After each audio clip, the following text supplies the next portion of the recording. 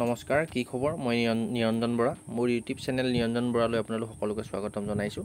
আজি দুদিনমানৰ আগতে এটা মই ভিডিঅ' বনাইছিলোঁ যে ITBP ফালৰ পৰা কোবলাৰ আৰু টেইলাৰৰ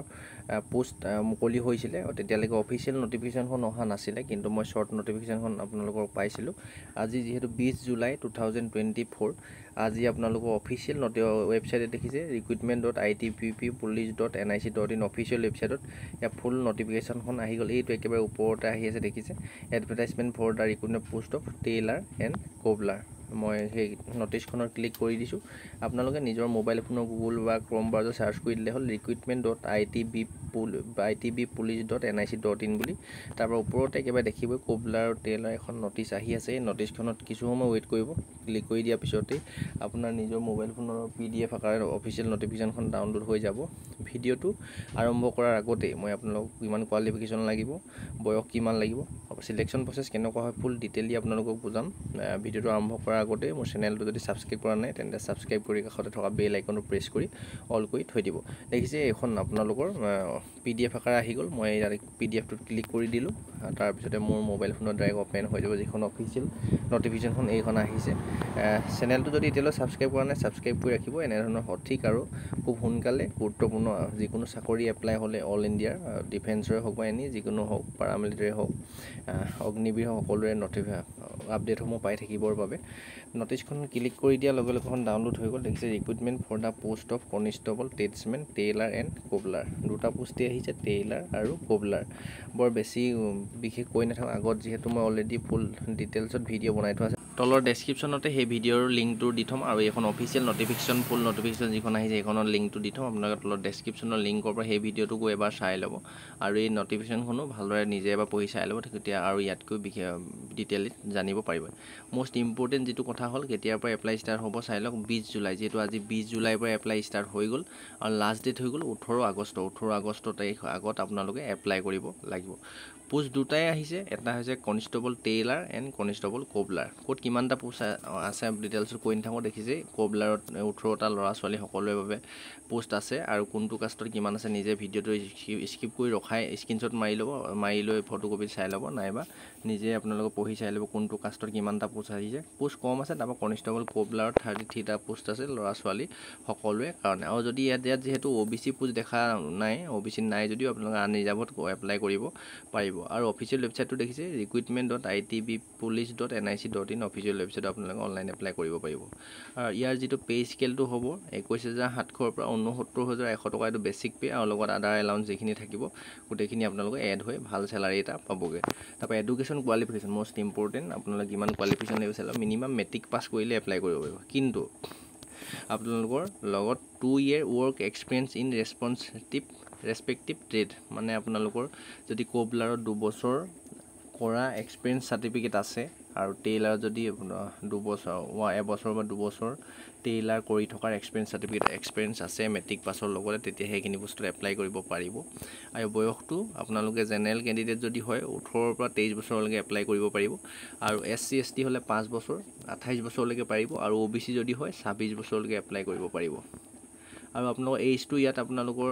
হিচাপ কৰিব যিহেতু লাষ্ট ডেট 18 আগষ্টৰ ভিতৰত আপোনালোকৰ বয়সটো এইমতে মিলিব লাগিব তেতিয়া এইখিনি বস্তুত এপ্লাই কৰিব পাৰিব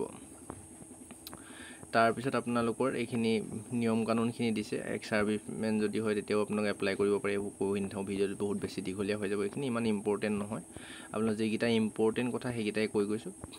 তাৰপিছতে আহিলে ফিজিকেল ষ্টেণ্ডাৰ্ড টেষ্টটো যিহেতু প্ৰথমতে ফিজিকেল ফিটনেছ টেষ্টটো প্ৰথমতে হ'ব ৰানিংটো আপোনাৰ ফিজিকেল ষ্টেণ্ডাৰ্ডটো কিমান হাইটটো কিমান হ'ব লাগিব চাই লওক আমাৰ অসমৰ কাৰণে 165 চেণ্টিমিটাৰ হ'ব লাগিব জেনেৰেল আৰু OBC EWS ল'ৰাৰ কাৰণে আৰু যদি জেনেৰেল EWS OBC যদি ছোৱালী হয় 155 চেণ্টিমিটাৰ হ'ব লাগিব ল'ৰা হ'লে 165 চেণ্টিমিটাৰ হ'ব লাগিব আৰু যদি SC ST ল'ৰা হয় তেতিয়া 162.5 চেণ্টিমিটাৰ হ'লেও এপ্লাই কৰিব পাৰিব আৰু যদি ছোৱালী হয় 150 চেণ্টিমিটাৰ হ'লে এপ্লাই কৰিব পাৰিব আৰু চেষ্টটো ল'ৰা হ'লে জেনেৰেল OBC EWS যদি ল'ৰা হয় 78 চেণ্টিমিটাৰ নৰ্মেল আৰু 85 চেণ্টিমিটাৰ ফুলাব লাগিব 83 চেণ্টিমিটাৰ হ'ব লাগিব ছোৱালী কোনো ধৰণৰ চেষ্ট নজোখে তাৰপিছত আপোনালোকৰ SC ST যদি ল'ৰা হয় তেতিয়া 76 চেণ্টিমিটাৰ চেষ্ট হ'লে হৈ যাব নৰ্মেল আৰু 5 চেণ্টিমিটাৰ ফুলাব লাগিব তাৰপিছতে আপোনালোকৰ যদি জেনেৰেল OBC EWS ল'ৰা মেইল কেণ্ডিডেট যদি হয় এপ্লিকেশ্যন ফিজ কাটিব লাগিব আপোনালোকে 100 টকা আৰু SC ST ফিমেল কেণ্ডিডেট ছোৱালী হ'লে কোনো ধৰণৰ এপ্লিকেশ্যন ফিজ কাটিব নালাগে এপ্লাই কৰোঁতে এইখিনি পোষ্টটো যেহেতু ল'ৰা ছোৱালী সকলোৱে ৰানিং কৰিব লাগিব ৰানিঙত আপোনালোকৰ ল'ৰাই ৰানিং কৰিব লাগিব চাই লওক মেইল কেণ্ডিডেট হ'লে 1.6 কিলোমিটাৰ ৰেচ মানে ৰানিং কৰিব লাগিব 1600 মিটাৰ টাইমিং দিব 7 মিনিট 30 ছেকেণ্ড 7 মিনিট 30 ছেকেণ্ডৰ ভিতৰত আপোনালোক 1600 মিটাৰ দৌৰিব পাৰিলে পাছ কৰিব ল'ৰা তাৰপিছত লং জাম্প মাৰিব লাগিব 11 ফুট লং জাম্প মাৰিব লাগিব 3টা চান্সৰ ভিতৰত 3বাৰ সুবিধা পাব হাই জাম্প মাৰিব লাগিব 3.5 ফুট মানে আপোনালোকৰ 3 ফুট 3.5 ফুট হাই জাম্প মাৰিব লাগিব 3টা চান্সৰ ভিতৰত তো ছোৱালী হ'লে 800 মিটাৰ ৰেচ 800 মিটাৰ দৌৰিব লাগিব 4 মিনিট 45 ছেকেণ্ডৰ ভিতৰত তাৰপৰা লং জাম্প কৰিব লাগিব 9 ফুট লং জাম্প মাৰিব লাগিব 3টা চান্সৰ ভিতৰত হাই জাম্প মাৰিব লাগিব 3 ফুট 3টা চান্সৰ ভিতৰত আপোনালোকৰ যেহেতু প্ৰথমতে ফিজিকেল ফিটনেছ টেষ্টে হ'ব এই ৰানিং কৰিব লাগিব আৰু ৰানিং পাছ কৰিব লাগিব তাৰ পিছতে আপোনালোকৰ ৰিটেন এক্সাম অনুষ্ঠিত হ'ব যদি আপোনালোকে ৰানিং জানিং পাছ কৰে হাইট টেষ্ট যদি পাছ কৰে 50 মাৰ্কৰ ৰিটেন এক্সাম হ'ব কম্পিউটাৰটো হ'ব পাৰে আপোনালোকৰ OMR বেছটো হ'ব পাৰে অফলাইনত এতিয়ালৈকে আপোনালোকৰ সঠিককৈ কোৱা নাই আপোনালোকৰ ফিজিকেল ফিটনেছ টেষ্ট পাছ কৰাৰ পিছতহে আপোনালোকৰ এডমিট কাৰ্ড আহিব আপোনালোকৰ যদি অনলাইনত হয় অনলাইনত আহিব অফলাইনত হ'লে অফলাইনত আহিব জেনেৰেল নলেজত আপোনালোকৰ সিলেবাসটো চাই লওক 15টা কুৱেশ্যন 15 মাৰ্ক জেনেৰেল মেথমেটিক্সৰ 10টা কুৱেশ্যন 10 মাৰ্ক ৰিজনিঙৰ 10টা কুৱেশ্যন 15টা কুৱেশ্যন 15 মাৰ্ক আহিব আৰু জেনেৰেল ইংলিছ বা হিন্দী যিকোনো এটা পাৰ্টৰ 10টা কুৱেশ্যন 10 মাৰ্ক আহিব টোটেল 50 মাৰ্কৰ ৰিটেন এক্সাম হ'ব তাৰ ভিতৰত আপোনালোকে কোৱালিফাই হ'বলৈ হ'লে পাছ কৰিবলৈ আনৰিজাৰ্ভ EWS এক্স সাৰ্ভিসমেন কেটেগৰী আপোনালোকে যদি হয় তেতিয়া 18 মাৰ্ক পালে আপোনালোকে পাছ কৰিব আৰু 50ৰ ভিতৰত আৰু SC ST কেটেগৰী যদি হয় 17 মাৰ্ক পালে 50ৰ ভিতৰত পাছ কৰিব তাৰ পিছতে আপোনালোকৰ 50 মাৰ্কৰ এটা টেট টেষ্ট হ'ব যদি কনষ্টেবল টেইলাৰত যদি এপ্লাই কৰে তেনে 50 মাৰ্কৰ টেট টেষ্ট হ'ব ৰিটেন এক্সাম পাছ কৰাৰ পিছতে আৰু যদি কোবলাৰত কৰে কোবলাৰো ঠিক তেনেদৰে আপোনালোকৰ 50 মাৰ্কৰ ইয়াত দি দিছে আপোনালোকৰ সিলেবাসটো চাই ল'ব কিহৰ ওপৰত হ'ব কাটিঙৰ ওপৰত আপোনাৰ যিটো টেটত কৰে এইটো নিশ্চয় কৰি থকাখিনি গম পাব সেইটোৰ ওপৰত 50 মাৰ্কৰ এটা টেট টেষ্ট হ'ব কিন্তু আপোনালোকৰ টেট টেষ্টটো কোৱালিফাই নেচাৰ মানে পাছ কৰিলেই হ'ব জাষ্ট আপোনালোকে তেওঁলোকৰ যি হিচাপত কিন্তু আপোনালোকৰ ৰিটেন এক্সামৰ বেছতে সিলেকশ্যনটো হ'ব ৰিটেনত ভাল নম্বৰ পালেহে আপোনালোকে চাকৰি পাব আৰু ৰানিংটোতো আপোনালোকে মিনিমাম কোৱালিফাই হ'লে হ'ব কোনো ধৰণৰ তাৰ মাৰ্ক নাথাকে ৰানিং লং জাম্প হাই জাম্পত তাৰ পিছতে আপোনালোকৰ মেডিকেল এক্সাম হ'ব আপোনালোকৰ ৰিটেন এক্সাম তাৰ পিছত টেট টেষ্ট পাছ কৰাৰ পিছতে মেডিকেল এক্সামো যদি কোৱালিফাই কৰে তাৰ পিছত যদি মেডিকেলৰ পইণ্ট আহে তেন্তে ৰিমেডিকেল হ'ব ৰিমেডিকেল গোটেইখিনি কমপ্লিট হোৱাৰ পিছত ডকুমেণ্ট ভেৰিফিকেশ্যন হ'ব গোটেইখিনি হোৱাৰ পিছত ফাইনেল মেৰিট লিষ্ট দিব ফাইনেল মেৰিট লিষ্টত যদি আপোনালোকৰ নাম আহে তেন্তে কনষ্টেবল টেইলাৰ আৰু কনষ্টেবল